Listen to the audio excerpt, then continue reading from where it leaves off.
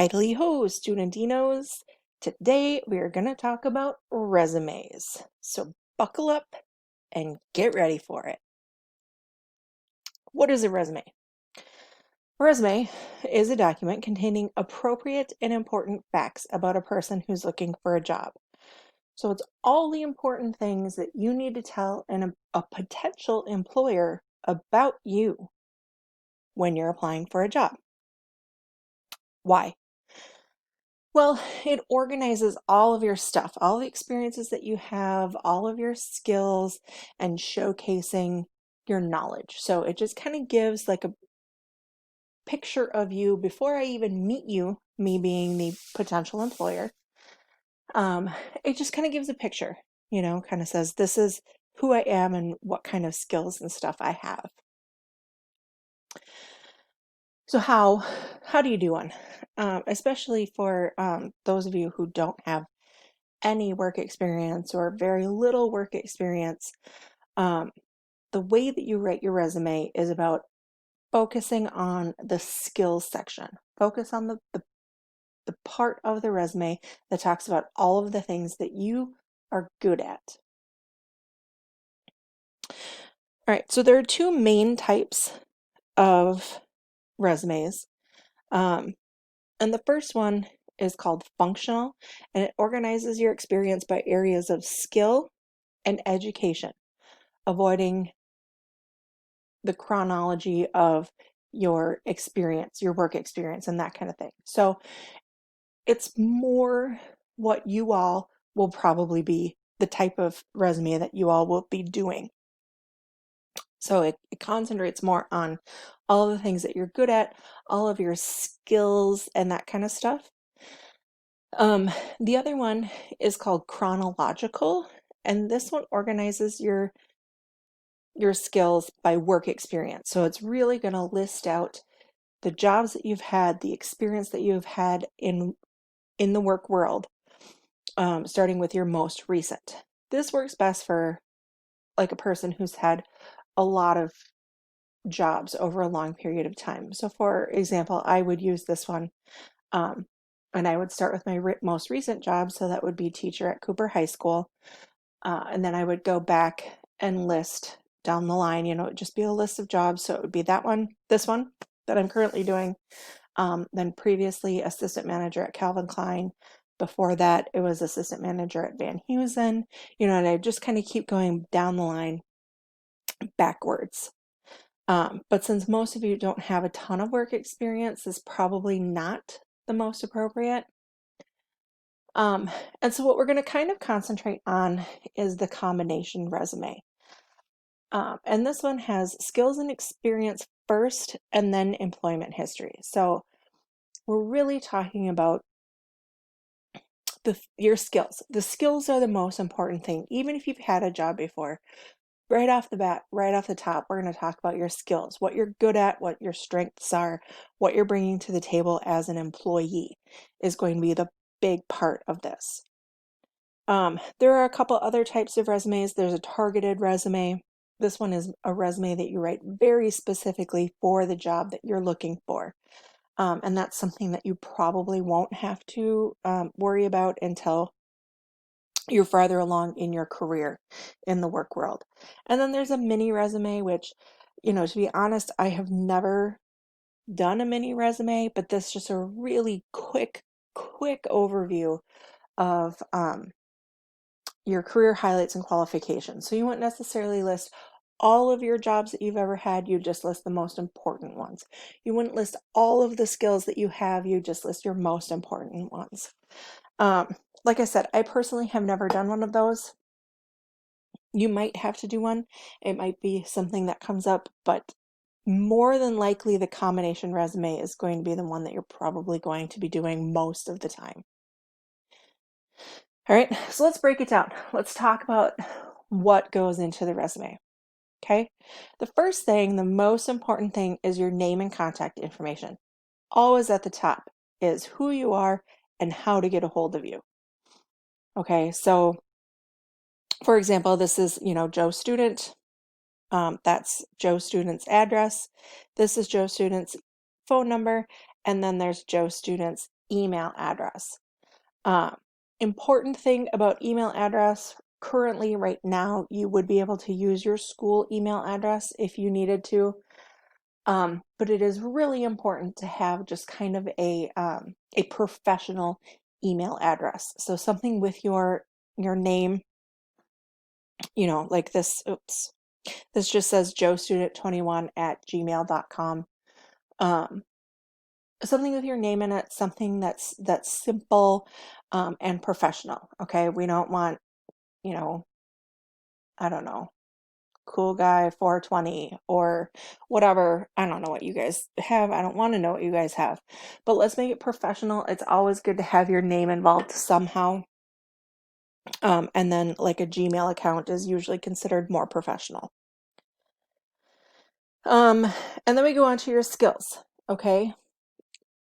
This section highlights skills that you have formally and informally. So remember when we talked about all of the skills that you have and the things that you learned from playing video games and, playing sports and baking and all of those things that we talked about, all of those skills that we listed, remember way back when? This is where this comes into play, okay? So any skills, organization, communication, technical skills. If you've ever been in a leadership role, so if you've ever been like captain of a sports team or something like that, this would be a great place to list and talk about that type of thing. If you have no work experience or little work experience, this is where you're focusing your attention. So you want to make sure that this part looks really good. You're incorporating a lot of different skills and you're making it sound professional. Okay, remember when we talked about professional emails? All of that language and making sure that everything is spelled correctly and it's all grammatically correct and you're using capital letters and punctuation and all of that stuff that's really annoying to talk about. You have to use it here. This is where you're making it look super professional and making it look really good. Okay. Education, this is the next part. Since you haven't earned your diploma yet, you just want to list your current school and then highlight any classes that will help you with your career. So for example, you would say Cooper High School. You should put your expected graduation date in there. So if you are a junior, for example, your expected graduation date would be June 2022. If your GPA is over a 3.0, I would say put it on there. That's pretty good. That's impressive. If you have a 1.3 GPA, leave that part off. Okay. You do not have to put your GPA in there, but if you have a good one, put it in there. And then any classes that you're taking that have something to do with maybe the type of job that you're going into. If you're trying to get a job in a restaurant, you're taking a foods class, put down that you're taking a foods class. The employment skills class, that's a good thing to put down. Intro to business, any of those types of classes that have to do with careers or what you want to do in the future, those are great things to include on your resume. Employment. So if you have had any employment, this is where you're going to put it. Again, you start with the most recent. So you put down the information. So for example, McDonald's, team member is the job title. So that was my job title at McDonald's. You might be a cashier. You might be a stock person, whatever the title of your job is right here. Clean team member, whatever it is, that goes there. And then you put down how long you've worked there. So January 2020 to present. This means that I am still currently employed at McDonald's. Location is Robbinsdale. And then just a really quick list of some of the things that I have to do there. And we always start these with action words. We always start these with the verbs. Okay, you don't say, I would process and fill customer orders. Okay, you just say, process and fill customer orders. This means somebody told me what they wanted to order, and I went and I put the burger and the fries in the bag and I gave it to them. Okay, that's what process and fill customer orders means. Maybe I had to cook the French fries.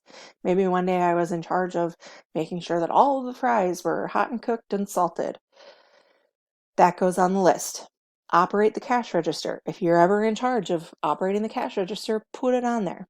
Clean dining room area and bathrooms. Okay, so a lot of times, cleaning, especially now, a great thing to add onto your resume. Okay, so just a quick little list of the big things that you did. Activities, honors, rewards, anything that you did or that you got an award for, that kind of thing.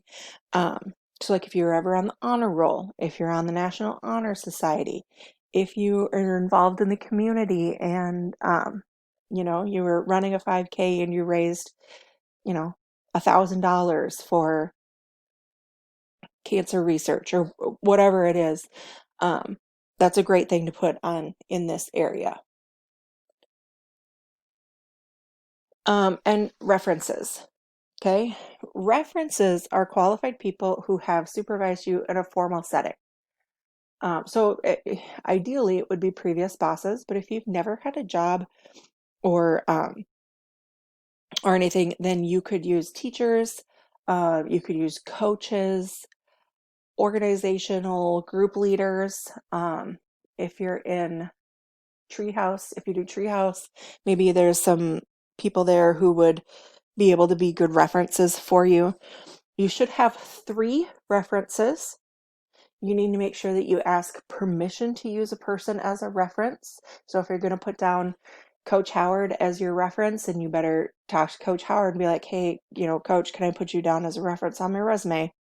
And make sure he's cool with it. And then warn him, I'm going to be sending out that resume, so people might be calling you. Give him a heads up.